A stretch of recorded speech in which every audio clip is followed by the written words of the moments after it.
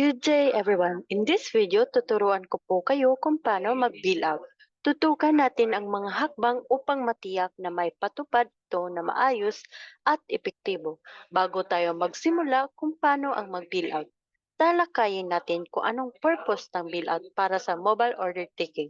Ang purpose ng bill out ay para agad na mabigyan ng resibo ang mga customer pagkatapos nilang mag-order.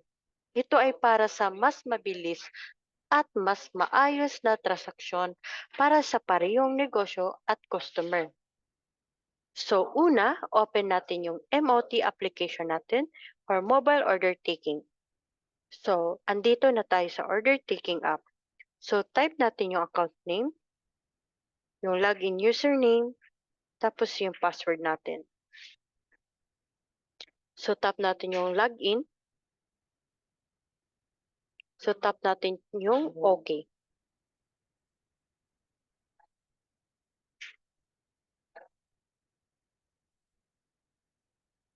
So, andito na tayo sa slot natin. So, tap natin to. So, tap natin yung in tindahan order. So, mag-a-add tayo ng item. So, tap natin tong bread. So, tap natin tong fries. Tap natin yung okay kung mag-add pa tayo. Tapos, punta tayo sa drinks.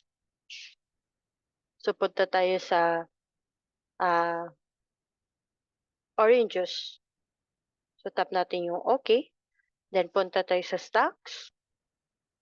Then, add tayo ng chicken nuggets. So, eto na lang yung last na in-order ko. So, tap natin yung okay back. So, meron na tayong item or in-order natin. So, tap natin to. Tap natin yung item. So, tap natin yung bill out. So, tap natin yung yes. At magprint na yun.